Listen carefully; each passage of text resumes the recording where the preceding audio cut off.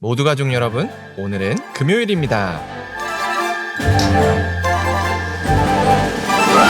우리와 하나님과의 관계도 마치 은행과 대출 신청자와 같아요. 우리가 은행이고 하나님이 대출 신청자예요. 하나님은 우리의 돈과 시간과 인생을 대출해달라고 하세요.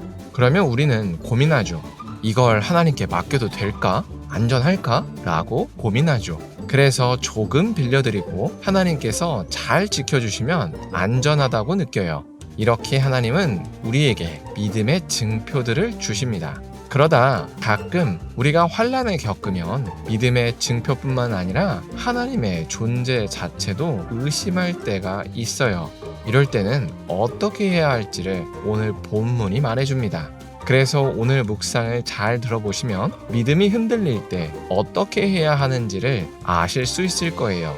그러면 오늘도 묵상에 잘 참여해 주시고요. 꼭 댓글로 무엇을 느꼈는지를 나눠주세요. 그리고 이 묵상을 나눴으면 하는 사람에게 공유해 주시고요. 오늘도 좋아요와 구독 잊지 말아주세요.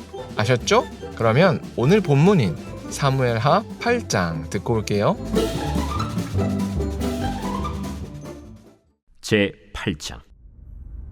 그 후에 다윗이 블레셋 사람들을 쳐서 항복을 받고 블레셋 사람들의 손에서 메덱 암마를 빼앗으니라.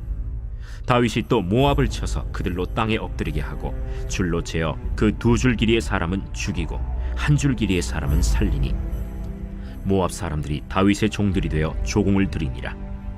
르홉의 아들 소바 왕 하닷 에셀이 자기 권세를 회복하려고 유브라데 강으로 갈 때 다윗이 그를 쳐서 그에게서 마병 1700명과 보병 2만 명을 사로잡고 병거 100대의 말만 남기고 다윗이 그 외의 병거의 말은 다 발의 힘줄을 끊었더니 다메섹의 아람 사람들이 소바 왕 하닷 에셀을 도우러 온지라. 다윗이 아람 사람 2만 2천 명을 죽이고 다윗이 다메섹 아람의 수비대를 두매 아람 사람이 다윗의 종이 되어 조공을 바치니라. 다윗이 어디로 가든지 여호와께서 이기게 하시니라. 다윗이 하닷 에셀의 신복들이 가진 금방패를 빼앗아 예루살렘으로 가져오고 또 다윗 왕이 하닷 에셀의 고을 베다와 베로데에서 매우 많은 노소를 빼앗으니라.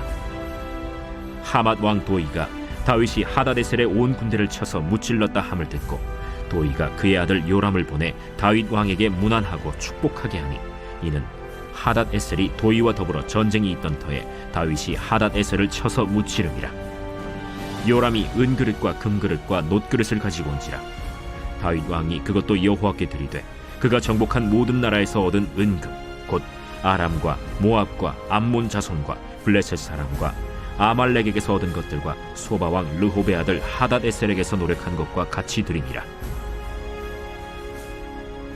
다윗이 소금 골짜기에서 에돔 사람 18,000명을 쳐 죽이고 돌아와서 명성을 떨치니라. 다윗이 에돔의 수비대를 두되 온 에돔의 수비대를 두니 에돔 사람이 다 다윗의 종이 되니라. 다윗이 어디로 가든지 여호와께서 이기게 하셨더라. 다윗이 온 이스라엘을 다스려 다윗이 모든 백성에게 정의와 공의를 행할세 스루야의 아들 요압은 군사령관이 되고 아힐루스의 아들 여호사밧은 사관이 되고 아휴두베의 아들 사독과 아비아달의 아들 아히멜렉은 제사장이 되고 스라야는 서기관이 되고 여호야다의 아들 브나야는 그렛 사람과 블렛 사람을 관할하고 다윗의 아들들은 대신들이 되니라.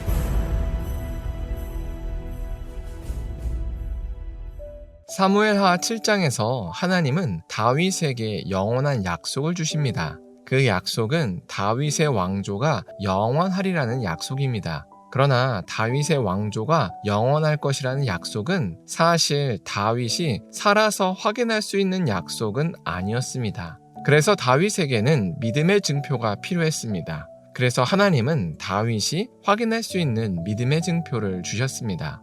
오늘 본문이 그 믿음의 증표입니다. 오늘 본문을 보면 하나님께서 약속하신 대로 다윗이 모든 대적을 물리칩니다. 여기서 우리가 중요하게 봐야 할 점은 다윗의 모든 대적을 무찌른 사건이 하나님의 약속 뒤에 이루어졌다는 점입니다. 그래서 오늘 본문이 다윗에게 믿음의 증표가 됩니다.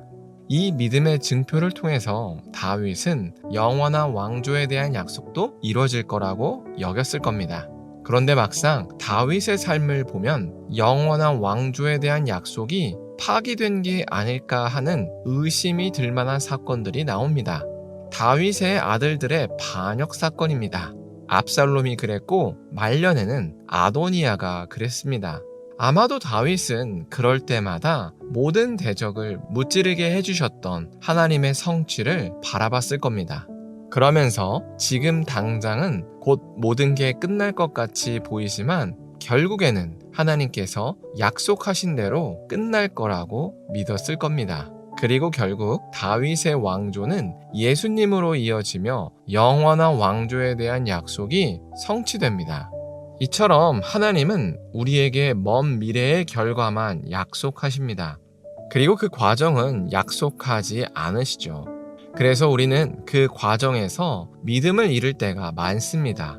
그래서 하나님은 이럴 때를 대비해서 우리에게 믿음의 증표들을 주십니다. 다윗에게 모든 대적을 무찌르는 믿음의 증표를 주셨던 것처럼 우리에게도 주십니다. 그래서 우리는 믿음이 흔들릴 때마다 하나님께서 허락하신 믿음의 증표를 바라봐야 합니다.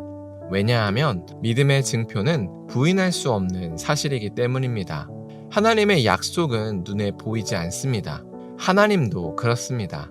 그래서 환란이 심하게 찾아오면 하나님의 약속을 받았는지를 의심합니다. 또 하나님도 사실은 없는데 계신다고 세뇌된 게 아닐까 하는 의심마저 듭니다. 그러나 믿음의 증표는 눈에 보이는 사실이며 우리 삶에서 나타난 역사입니다. 그래서 믿음이 흔들릴 때 가장 붙잡기 좋은 게 바로 믿음의 증표입니다. 그래서 믿음이 흔들릴 때는 믿음의 증표를 바라봐야 합니다. 하나님은 먼 미래를 약속하시고 믿음의 증표를 주십니다. 또 그 과정에서 환란도 허락하십니다. 그러다 보면 우리는 믿음을 잃어버립니다. 그러면 다시 믿음의 증표를 바라보면서 믿음을 다잡습니다.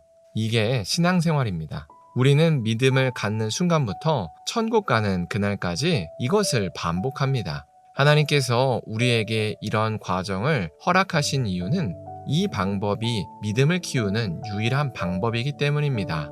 그래서 우리가 오늘 하루를 살 때 환란에 좌절하기보다는 믿음의 증표를 붙잡았으면 좋겠습니다. 환란 속에서 찾아오는 의심은 거짓입니다.